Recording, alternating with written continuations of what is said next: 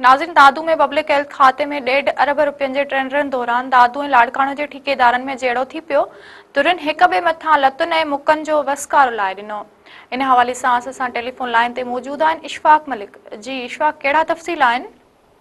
जी बिल्कुल, मैं तव्हांखे ॿुधाईंदो हलां त दादू जे पब्लिक हेल्थ खाते में 1.5 अरब रुपयनि जी तरक़ियाती स्कीमुनि जा अॼु टेंडर हुया, जंहिंजे दौरान दादू ऐं लड़कण जा ठेकेदार पहिरां पाण में विड़ी पिया आहिनि, जंहिंजे दौरान हिक ॿिए जे मथां लतुनि ऐं मुकुनि जो वसकारो कयो वियो आहे।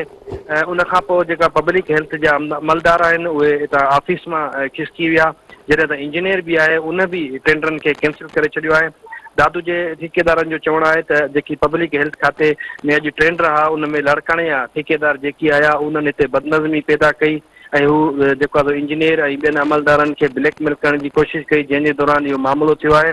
ऐं हुन चयो त हीअ जेको असां जॾहिं लड़काणे में ठेकेदारी लाइ टेंडर नथा हासिलु करूं त हीअ दादू में छो था अचनि। उनखां पोइ लाड़काणे जे ठेकेदारनि जो चवणो हो त असांखे पाकिस्तान इंजीनियरिंग काउंसिल जो सर्टिफिकेट आहे, असां पूरी सिंध में जेको आहे ठीका खणी सघूं था, जिथे बि जेका टेंडर थींदा आहिनि असां उते रेट भरे ईंदा आहियूं। पर हिते जेको इंजीनियर आहे उन पंहिंजे मनपसंदि माण्हुनि खे ठीका ॾियण पे चाहिया, जंहिंजे दौरान बदनज़मी थी आहे। हिननि आला अख़्तियारियुनि खां इहो मुतालबो कयो आहे त इन मामले जी अणधुरी जांच करे हीअ जेका किरोड़ें रुपए 1.5 अरब रुपए जा टेंडर आहिनि उहे सेपरा जे कानून मुताबिक़ खोलिया वञनि। जी इशफाक, महिरबानी अवां जी।